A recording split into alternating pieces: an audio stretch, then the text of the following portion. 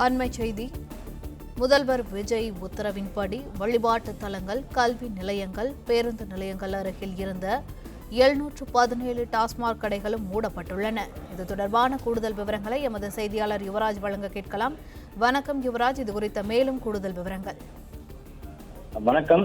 தமிழகத்தில் பள்ளிகள் மற்றும் வழிபாட்டு தலங்களுக்கு அருகில் இருக்கக்கூடிய 717 டாஸ்மாக் கடைகளை மூடுவதற்காக முதலமைச்சர் விஜய் அண்மையில் ஒரு உத்தரவு பிறப்பித்திருந்தார். தமிழக வெற்றி கழகம் ஆட்சி அமைத்த பிறகும் தமிழக முதலமைச்சராக ஜோசப் விஜய் பதவியேற்ற பிறகு அறிவித்திருக்கக்கூடிய முக்கிய அறிவிப்பாக இந்த 717 டாஸ்மாக் கடைகளை மூடக்கூடிய அறிவிப்பானது மிக முக்கியமான அறிவிப்பாக பார்க்கப்பட்டிருந்தது.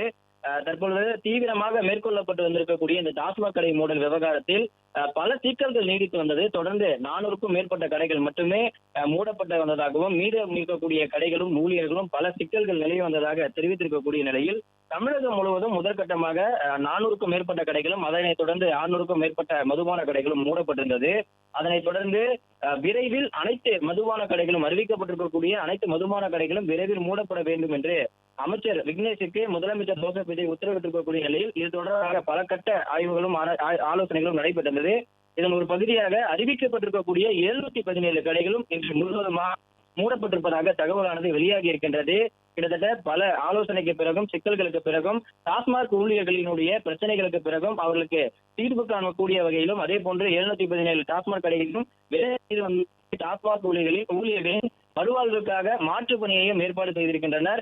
அதே போன்று பல கடைகளை மூடுவதில் தொடர்ந்து சிக்கல் நீடித்து வந்திருக்கக்கூடிய நிலையில் இந்த அறிவிக்கப்பட்டிருக்கக்கூடிய 717 கடைகளும் முழுமையாக இன்று மூடப்பட்டுள்ளதாக தகவலானது வெளியாகி இருக்கின்றது.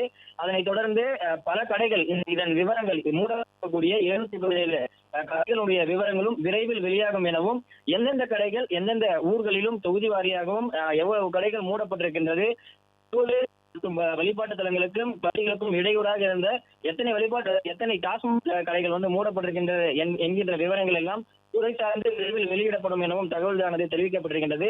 அதன்படி முதலமைச்சர் ஜோசப் விஜய் அறிவித்திருக்கக்கூடிய 717 டாஸ்மாக் கடைகளும் இன்று முழுவதுமாக மூடப்பட்டிருப்பதாக தகவலானது வெளியாகி இருக்கின்றது. விவரங்களுக்கு நன்றி யுவராஜ். பிளே ஸ்டோர் மற்றும் ஆப் ஸ்டோரில் இருந்து பாலிமர் செயலியை QR கோடு மூலம் பதிவிறக்கம் செய்யுங்கள். செய்திகளை உடனுக்குடன் பெறுங்கள்.